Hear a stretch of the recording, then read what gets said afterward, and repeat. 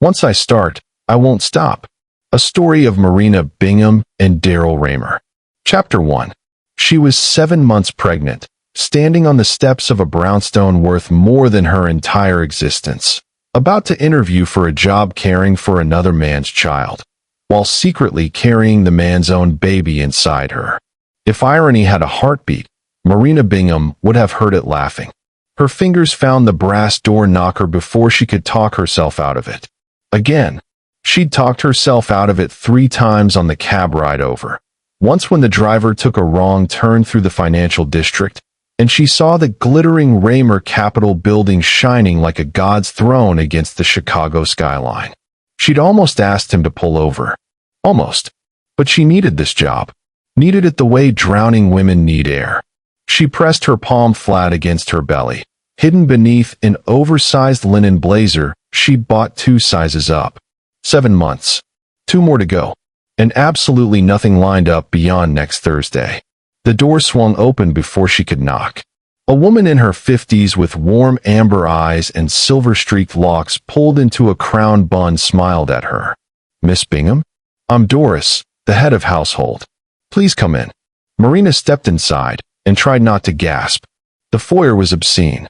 Black marble floors, a staircase that curved like a question mark, and fresh white orchids on a console table that probably cost more than her rent. She adjusted her blazer. Kept walking. "Mr. Raymer is in his study," Doris said, leading her down a hallway lined with modern art. "He's been eager to find the right fit. We've interviewed 12 candidates." 12. And she was about to be unlucky 13. They stopped at a heavy oak door. Doris knocked twice. "Miss Bingham is here, sir." "Send her in." That voice. Low. Unhurried. Textured like gravel dragged across silk. Marina's entire body went rigid. She knew that voice. Had heard it whisper things in the dark that she still replayed at 3 a.m. when sleep refused her. Doris stepped aside. Marina forced her legs to move. The study was all dark wood and leather and ambition. Floor-to-ceiling bookshelves. A mahogany desk wide enough to land a small aircraft on. And behind it, rising to his feet with the contained energy of a man who was never surprised by anything. Daryl Raymer. Same sharp jaw. Same broad shoulders. Same steel gray eyes that had watched her across a hotel bar in New Orleans 8 months ago, like she was the only fixed point in a spinning world. Their eyes met. The room stopped. She watched recognition move through him like a current. Immediate, precise, unmistakable. His expression gave nothing away except the faintest tightening at the corners of his mouth. But his gaze traveled, deliberately, slowly, from her face to the unmistakable curve of her body she'd been trying to hide, and back up. He knew. He knew everything. "Thank you, Doris," he said, his eyes never leaving Marina. "That will be all." The door clicked shut. They were alone. Marina's heart slammed against her ribs so hard she felt it in her teeth. She kept her arms wrapped tight around herself, kept the blazer in place, and tried to remember how sentences worked. Daryl moved around the desk. Not fast. Nothing about this man was ever fast. He moved like someone who had never once needed to rush because the world rearranged itself to wait for him. He stopped a few feet away and simply looked at her. "Miss Bingham," he said finally. Formal. Controlled. As though the last time he'd said her name, he hadn't groaned it against the curve of her neck. "Please." He gestured toward one of the leather chairs. "Sit." She sat because her knees had stopped being trustworthy. He didn't return to his desk. Instead, he leaned against the front of it, arms crossed, positioned close enough that she had to tilt her head back to hold his gaze. The power of it was deliberate. She knew that now. "I never forget a face," he said quietly, his voice dropping to something low and private. "Or a night. Particularly not New Orleans." Marina's breath dissolved. So much for hoping he wouldn't recognize her. "Mr. Raymer, I can explain." "Can you?" One eyebrow lifted, barely. "This should be fascinating. Please explain how the woman I spent one unforgettable night with 8 months ago is now sitting in my study, interviewing to care for my niece." I had no idea who you were, she said, hating how her voice shook. In New Orleans, you never told me your last name. Neither did I. When I saw the posting, I researched the employer and realized, but I need this position. I'm qualified. I have references, experience. Does he know you're here? He interrupted her without raising his voice. His gaze dropped, pointed and deliberate, to the swell of her belly beneath the blazer. Interviewing to care for someone else's child while carrying his. The question landed like a palm across her face. Marina's hands moved instinctively to her stomach. The blazer shifted. Daryl's eyes tracked the motion and his entire body went absolutely still. There is no he, Marina said, lifting her chin. I'm doing this alone. Something passed across his face, too fast and too layered to name. Then he straightened, and he was very tall when he straightened. Stand up, he said. What? Stand up, Marina. Her first name. Intimate. Commanding. It sent a shiver straight through her. She stood on unsteady legs. Daryl reached out slowly, giving her every chance to step back. When she didn't, his fingers caught the edge of her blazer. He drew it open carefully, revealing the fitted maternity dress beneath and the unmistakable, undeniable evidence of her pregnancy. His sharp inhale was the only sound in the room. How far along? 7 months. She watched him do the math. Watched the precise moment the calculation clicked. Is it mine? The question came out hard and demanding, but underneath the hardness, she heard something else. Something raw. Something that sounded almost like hope. Marina looked at him. She could lie. She could say no, pick up her bag, walk out, and never see Daryl Raymer again. Protect herself from whatever dangerous thing was radiating off him in waves. But she had never been a convincing liar. Yes, she whispered. Daryl's hand moved to her stomach before she'd finished the word. His palm spread wide over the curve, possessive and reverent at once, and the touch was so overwhelming she had to remind herself to breathe. How long have you known who I am? 2 weeks. I saw your name on the listing, searched you, and 2 weeks. His voice dropped to something dangerous. You've known for 2 weeks that you're carrying my child, and you didn't contact me? What exactly was I supposed to do? The words came out sharper than she intended. Walk up to the front desk at Raymer Capital and say, "Excuse me, I think your boss and I made a baby in a hotel room." Would you let him know? You could have tried. Why? She stepped back, needing distance to think straight. You think a man like you wants some broke stranger showing up pregnant claiming it's yours? I have nothing, Mr. Raymer. No proof. No connections. No leverage. Why on earth would you believe me? Why would you even want this? Daryl stared at her as though she'd said something that physically hurt him. Then he closed the distance in one stride. His hands came up to frame her face, not kissing her, just holding her still, his gray eyes burning into hers. Don't call my child a problem, he said, each word precise and immovable. Not ever. And don't tell me what I want. Then what do you want? His thumbs traced her cheekbones, and the gentleness of it against the storm in his eyes was devastating. Everything, he said simply. I want my child. I want my name on the birth certificate. I want the best doctors, the best care, nothing left to chance. I want you safe. A pause.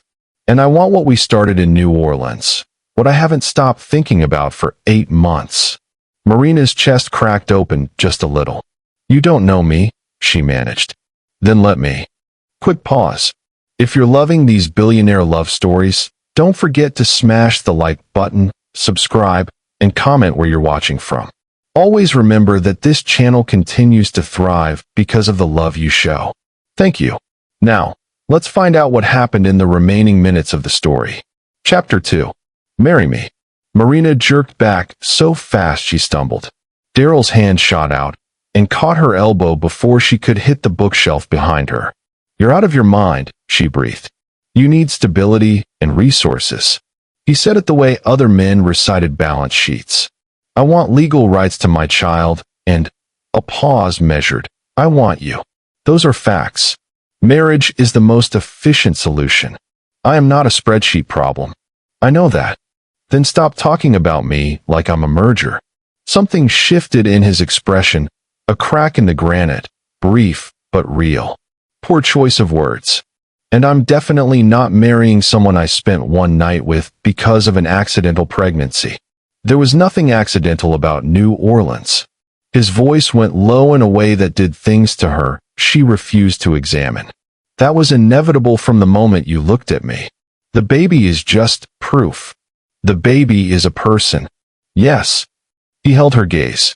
The most important person in my life starting from 30 seconds ago. Which is exactly why I need to protect both of you.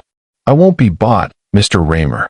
Marina straightened, both hands at her sides. I won't sign my life away to someone who thinks everything bends to his checkbook. I'm not an acquisition. Daryl's jaw hardened. Then what exactly do you want from me, Marina? You showed up at my door carrying my child. What was the plan? Take the position, hide the truth, collect a salary while I unknowingly paid you to raise my own baby. The accuracy of it made her face burn. I didn't know what else to do, she admitted, her voice dropping. I needed work. Housing. She stopped. Hated how exposed that word felt sitting in the air between them. What do you need? He pressed, not cruelly, but with the focus of a man who refused vague answers. To not be terrified every single day. The words came out before she could stop them. To know my baby will be fed and safe and have a roof. To not feel like I'm carrying this completely alone. The silence that followed was different from the others. Softer. Daryl moved toward her again, slower this time. And when she didn't pull back, his hand curved around her waist and came to rest at the side of her belly with a gentleness that contradicted everything about the power he occupied. You're not alone, he said quietly. Not anymore. But I need you to trust me. I don't know you well enough to trust you. Then let's fix that. He pulled back, put professional inches between them. Take the position. Live here. Medical care, security, everything you and the baby need. It's yours. No strings on the personal side. We'll figure the rest out at your pace. And what's the rest? Us. Simple. Certain. Whatever this is between us, it didn't end in New Orleans. We both know that. Before Marina could respond, a child's voice rang out from somewhere deeper in the house. Uncle Daryl, come see what I made. It has glitter. Daryl's face transformed. All that contained, controlled power simply, melted. His mouth curved into something genuine and unguarded, and Marina's heart did something inconvenient in her chest. That's Cleo, he said. My niece. For years old and recently convinced that glitter is a food group. He looked at Marina. Would you like to meet her?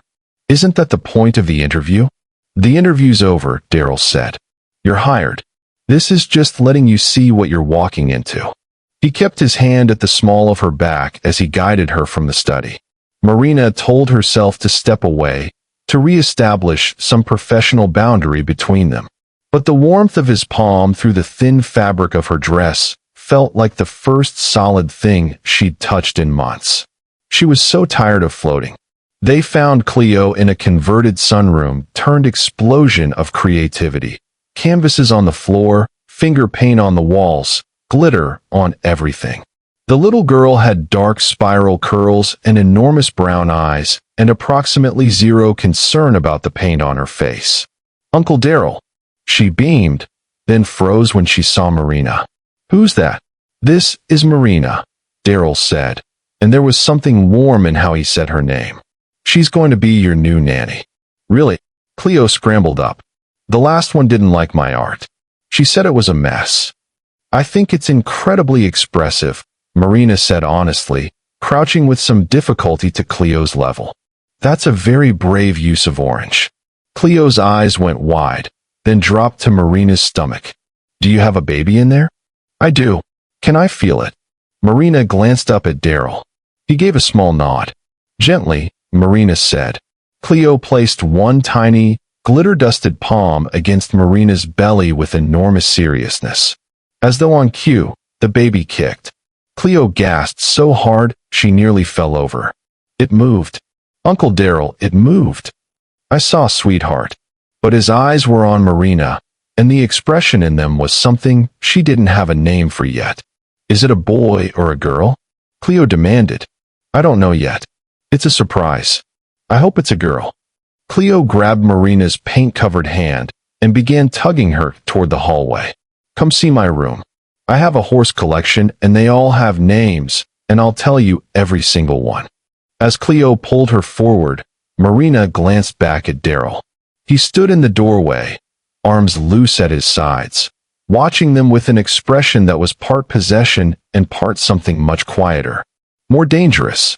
He wasn't done with her. His eyes promised that clearly. Marina turned back to Cleo and let herself be dragged toward the unknown. Chapter 3.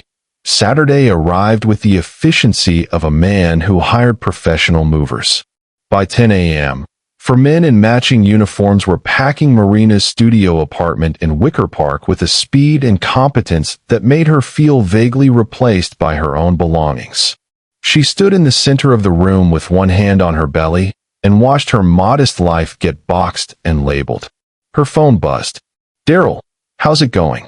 Marina, they're almost done. They're very fast. Daryl, I told them to be. The car will arrive in an hour. Marina, you know you didn't have to send movers. Daryl, I know. Marina, that wasn't a thank you. Daryl, when he opened them and looked up at Marina from the floor, from that position, all that power folded down in front of her. The expression on his face made her throat tighten to the point of pain. I'm sorry, he said quietly, that you found out alone, that you were afraid alone, that any of this. You didn't know, she said. Still, his thumbs moved in slow circles against her stomach. You're not alone anymore. Whatever else this is, that part is settled. They stayed like that for a long moment. The city quiet outside, the kitchen warm, his hands steady on her belly, until Mrs. Doris's footsteps in the hallway broke the spell, and they separated like people who hadn't been doing anything wrong. But they both knew better. The confrontation came Thursday. Daryl appeared in the playroom doorway while she was helping Cleo with a puzzle. Marina, a word. In his study, door closed, he turned to face her. My business partner is coming this afternoon, he said. Her name is Petra Kane. She doesn't know about the baby. Or about, he paused. The rest. There is no rest, Marina said carefully. I'm your employee. His expression sharpened. Is that what we're pretending? What else would we call it? He closed the distance between them in 2 measured steps. Close enough that she had to look up to hold his gaze. How about the truth? That I think about you constantly. That having you here is the best and worst kind of torture. That I lie awake knowing you're down the hall, and I want. His jaw tightened. I made you a promise. I'm keeping it. But don't mistake keeping it for not wanting. The doorbell rang before she could respond. Petra Kane was striking, blonde, tailored, the kind of effortless sophistication that made Marina feel suddenly self-conscious in her stretchy waistband. She air-kissed Daryl's cheeks and let her hands linger on his shoulders slightly too long. You've been ignoring my calls, Petra said. I've been busy. Daryl's hand settled at Marina's lower back, proprietary. Petra, this is Marina Bingham, Cleo's nanny. Marina, my business partner, Petra Kane.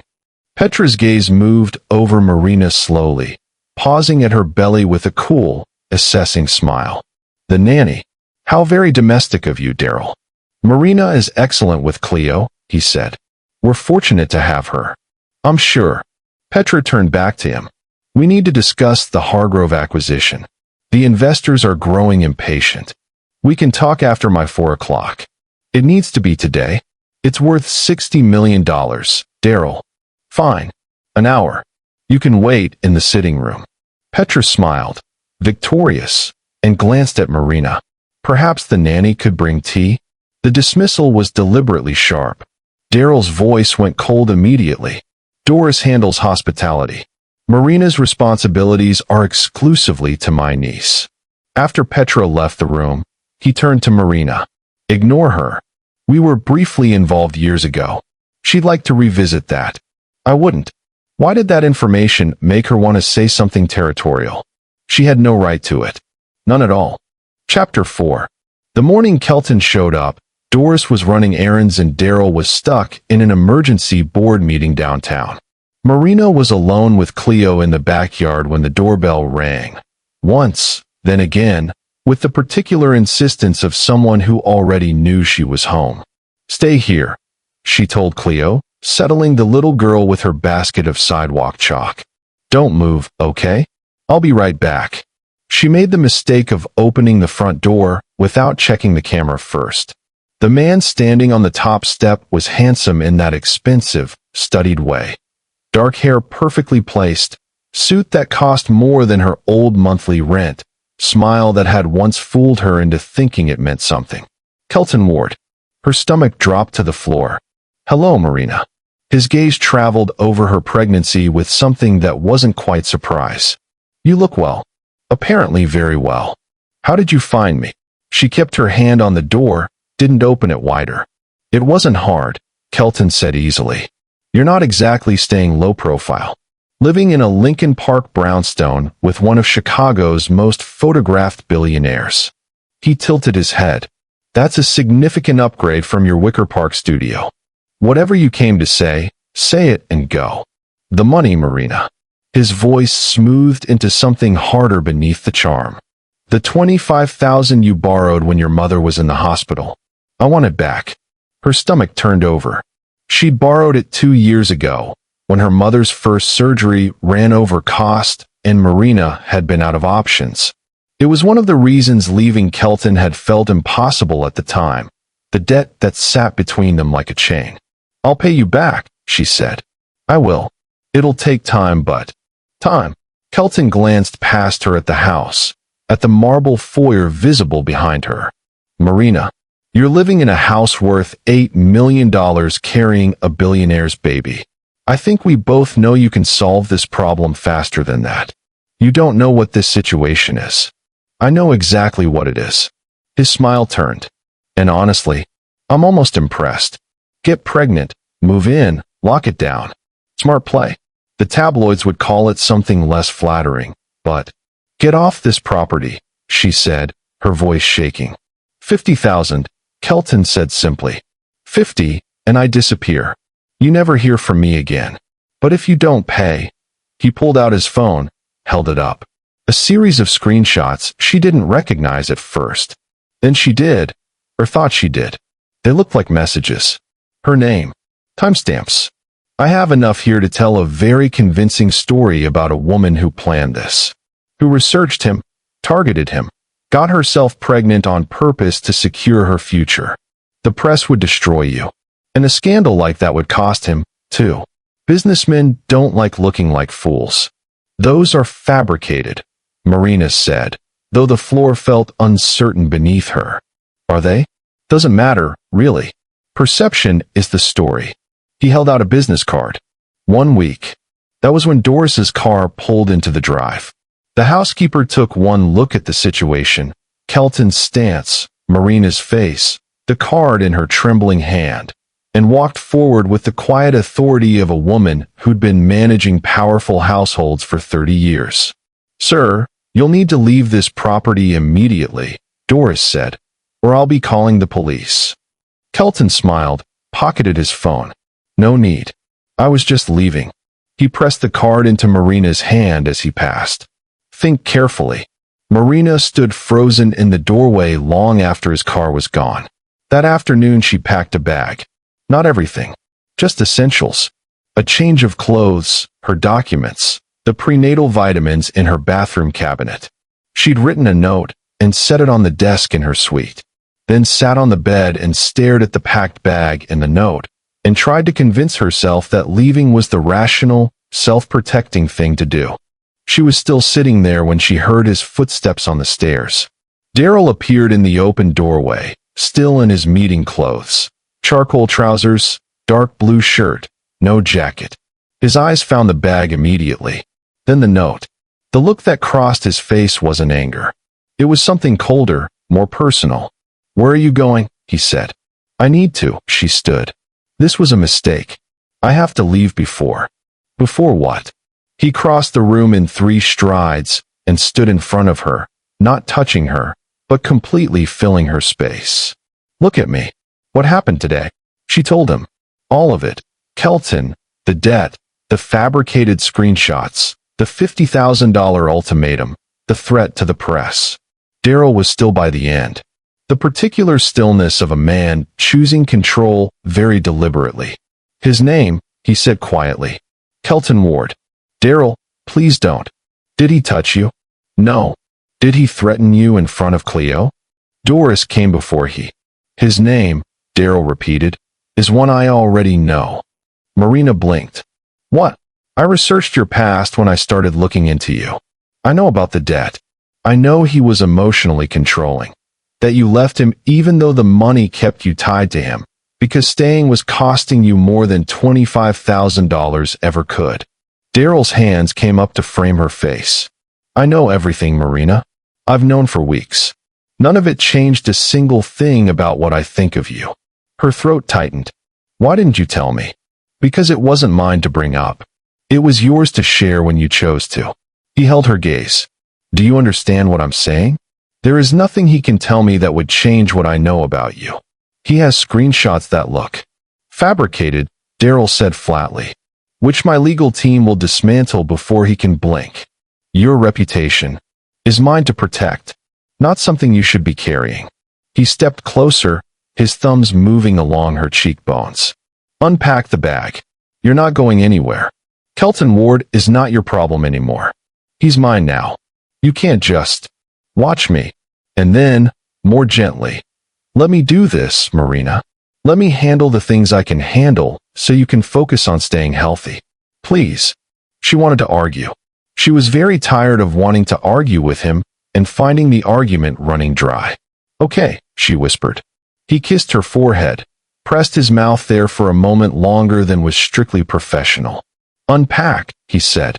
"I'll handle this tonight." He walked out of the room, already pulling out his phone. Marina stared at the packed bag. Then she began to unpack it.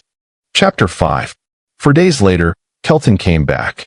Marina heard the voices from the library where she was reading to Cleo, raised, clipped, with the specific edge of men who were being restrained by courtesy they hadn't fully committed to. "Stay here," she told Cleo, tucking a bookmark into the pages. "I'll be right back, okay?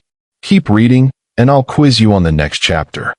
Cleo nodded, already too absorbed to argue. Marina moved toward the sound. She found Daryl in the foyer, his body positioned in the doorway like a wall, controlled, contained, but radiating something that made the air feel pressurized. On the front steps stood Kelton, and beside Kelton, to Marina's shock, stood Petra Kane. "Need to leave," Daryl was saying, his voice like ice over stone. "Now, before this becomes a police matter." "I'm here at Petra's invitation," Kelton said smoothly. She provided access. "Petra." Daryl didn't look at her. Didn't need to. "What exactly are you doing?" Petra's voice carried its signature composure. "Protecting you from a mistake. This man has documentation you need to see about your—" A pause, pointed. "Nanny. There is nothing he can show me that I need to see," Daryl said. "Really?" Kelton's hand moved to his inside jacket pocket and produced his phone. "Because I have a paper trail here. Messages, search histories, emails, that show exactly how Marina Bingham researched you before New Orleans. How she identified you as a target. How the pregnancy was not accidental." Marina stepped forward. She was done letting this play out without her. "Those are fabricated," she said clearly. "Every single document. I never planned any of this." Kelton's expression hardened into something cruel. "Prove it." "She doesn't have to prove anything to you." Daryl's voice was quiet in a way that was somehow more threatening than shouting. He turned to face Kelton fully. "You want money?" he said. "Name the number." Kelton smiled. 250,000. Daryl laughed. Cold, precise, without a trace of humor. "You think that's what my peace of mind costs? I think it's what your reputation costs." Kelton leaned into it now, confident. "A scandal like this, Billionaire duped by a calculated pregnancy? Your investors lose confidence, your brand takes hits, and he jerked his chin at Marina, gets destroyed in every headline.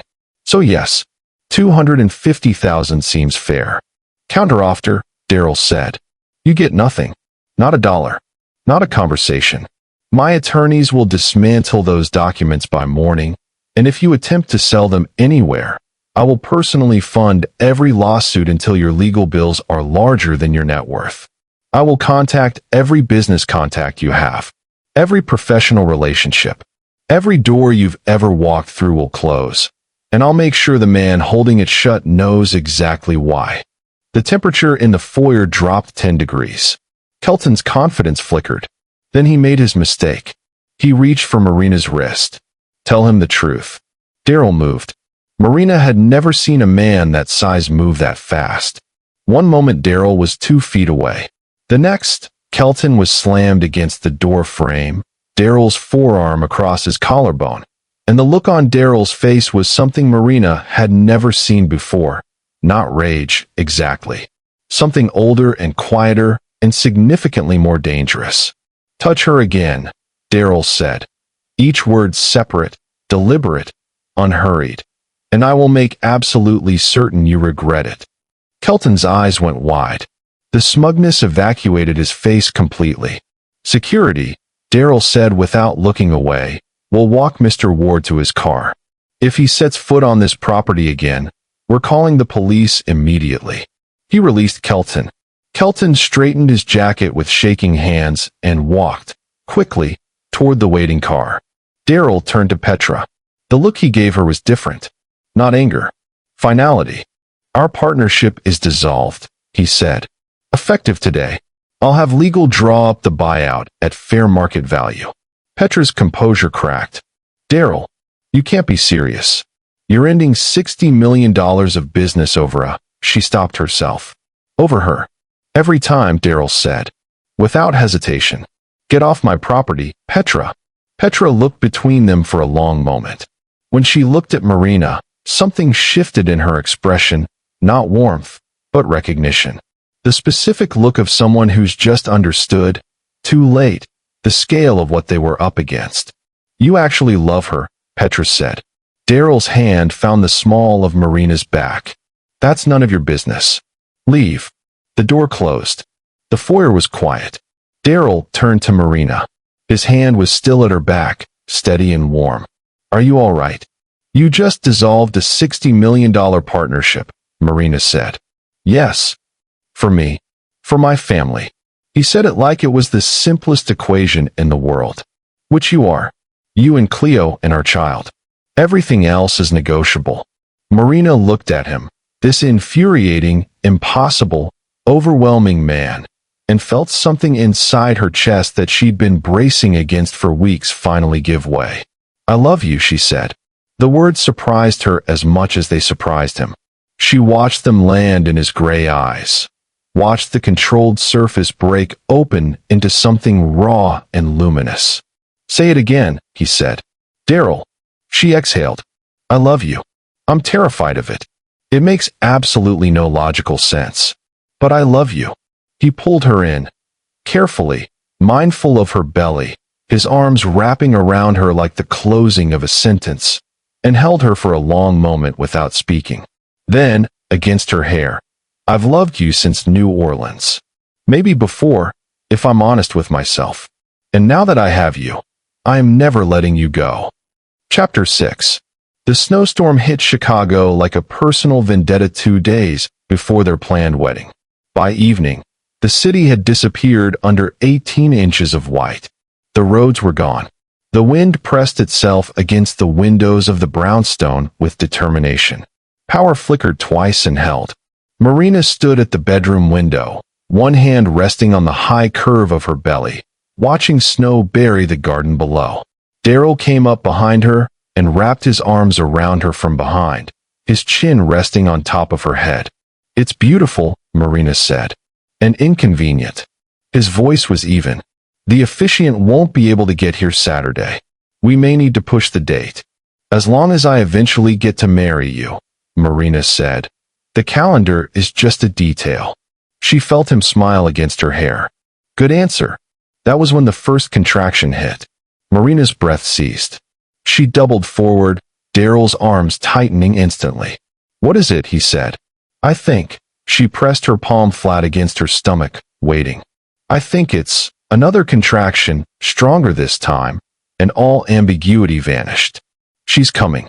You're 36 weeks, Daryl said, and she could hear him fighting to keep his voice steady. "It's too early. Tell her that." He was already moving, phone out, dialing. The ambulance dispatcher's answer was the one they dreaded. The roads were completely impassable, possibly hours before any vehicle could get through. Daryl ended the call and immediately dialed his private physician, a man named Dr. Calloway who was somehow awake at this hour, and answered on the first ring. Daryl switched to speakerphone, set the phone on the nightstand, and turned to Marina with an expression of complete, focused calm that she would later tell him was either the bravest or the most convincing thing she'd ever witnessed. "We're doing this here," he said. "Daryl, you're not doing this alone. That has never been an option." He was already moving, calling for Doris through the intercom, gathering supplies, pulling back the duvet with the same methodical certainty with which he apparently approached everything in life. "You've never delivered a baby," Marina said. "I've also never run a $60 million acquisition, and I figured that out." He met her eyes. "Trust me." She did. God help her, she did. Doris arrived in under 2 minutes, calm and capable in her dressing gown. The labor moved fast, too fast, the contractions compressing into one another, and the only thing that kept Marina from the edge of panic was Daryl's voice. Steady, present, close, telling her she was strong, that she was doing it, that he was right here. "I can see her head," Daryl said, somewhere that felt very far away and very close at once. "Marina, one more." "I can't." "You can." His voice, gray eyes, unshakable. "One more push and I promise you, we meet her." One more. Marina bore down with everything she had. And then, silence. 2 seconds. 3. 4. "Daryl." Her voice fractured. "Why isn't she?" She heard Dr. Calloway's voice through the phone, calm and precise, guiding him through the steps. She couldn't see what Daryl was doing. She could only wait, and the waiting was the longest span of time in her life. Then, small and furious and absolutely perfect, her daughter cried. Daryl's head dropped forward. His shoulders shook once, twice. "She's breathing," he said roughly. "Marina, she's breathing. She's..." His voice broke cleanly in half. "She's perfect." He placed their daughter on Marina's chest with hands that trembled for the first time all night. Marina looked at the tiny, screaming, miraculous face and thought, "Lila. Her name is Lila," she said. Daryl was crying, silent tears tracking down his face as he did everything Dr. Calloway directed. Precise, careful, devastatingly gentle. By the time the paramedics arrived 20 minutes later, Lila was nursing and both mother and baby were stable. At the hospital, in a room that smelled like antiseptic and relief, Lila sleeping in the crook of her arm and Daryl's hand wrapped around hers. Marina thought she understood now what it meant to have someone. Not need someone. Not depend on someone. Have someone, the way you have solid ground. "You saved us," she said. "You did the work," Daryl said. "I just caught her. That's not a small thing." "No." He pressed his lips to her knuckles. "It's not." He was quiet for a moment. Then, "Marry me tonight." "We're in a hospital, Daryl." "I know. I don't care." He shifted closer on the chair. "Your mother is in the waiting room. Doris is downstairs. Cleo is asleep in the family lounge with her stuffed elephant. I can have an officiant here within the hour. We have everyone we need." His gray eyes were steady and certain. "I'm not waiting another day, Marina. I've been waiting 8 months. That's enough." She looked at the man who had delivered their daughter with his own hands and cried when she took her first breath and hadn't left her side for a single moment since. "Yes," Marina said. "Let's get married." 67 minutes later, still in her hospital gown with Lila asleep against her chest, Marina Bingham married Daryl Raymer. The officiant was cheerfully bewildered. Marina's mother, Celestine, wept through the entire ceremony. Cleo, who'd been woken for the occasion and was wearing her pajamas with the cartoon horses, scattered invisible flower petals with complete seriousness and declared it the most beautiful wedding she'd ever attended. Doris stood as witness and took photos on her phone with the focused determination of someone who understood they were documenting something irreplaceable.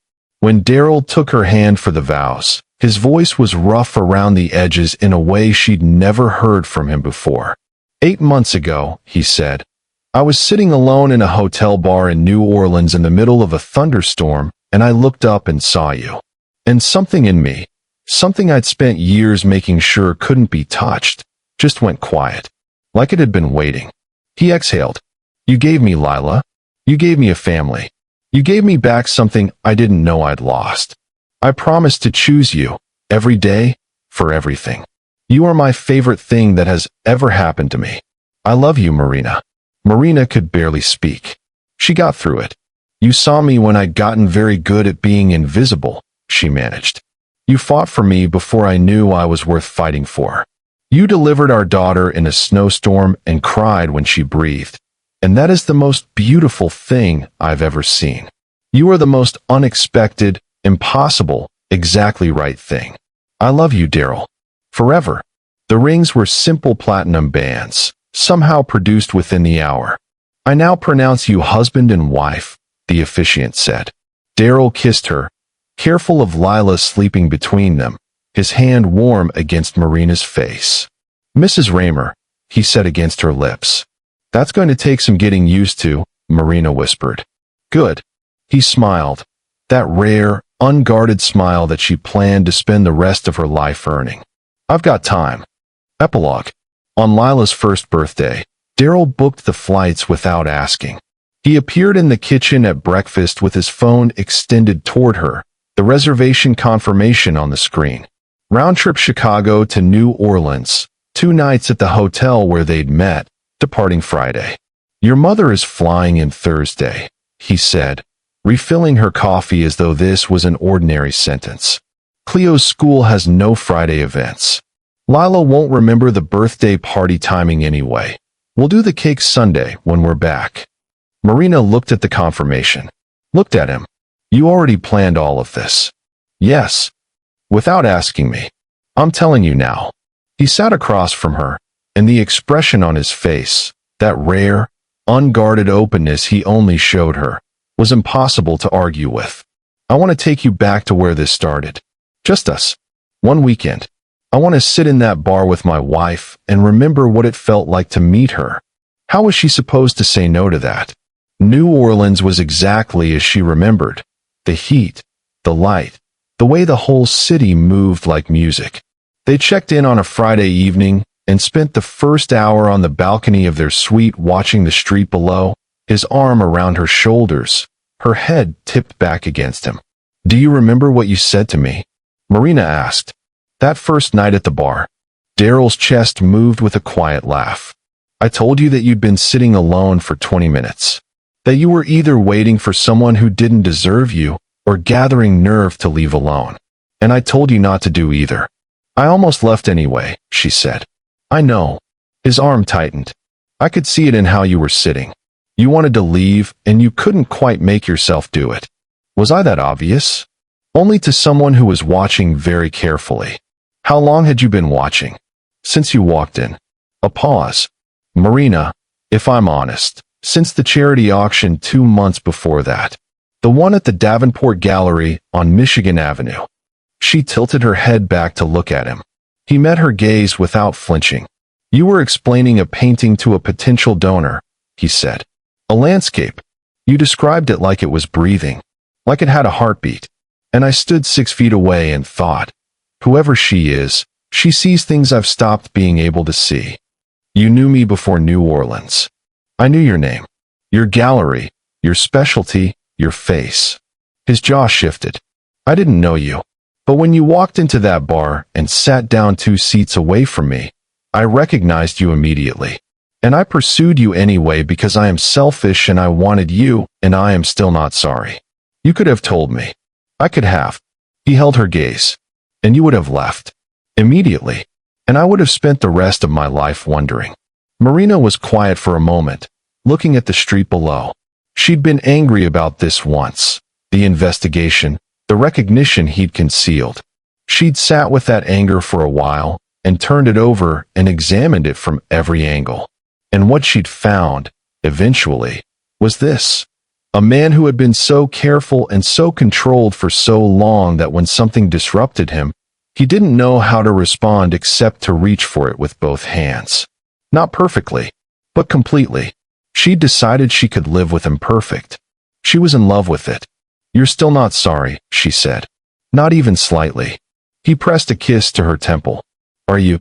She thought about the afternoon she'd stood on his front steps with her heart in her throat and a secret in her belly, trying to convince herself she could walk through that door and keep the two worlds separate. She thought about Cleo and Lila and the brownstone that had somehow, improbably, become the first place in her life that felt completely like home. "No," she said. Not for a single second.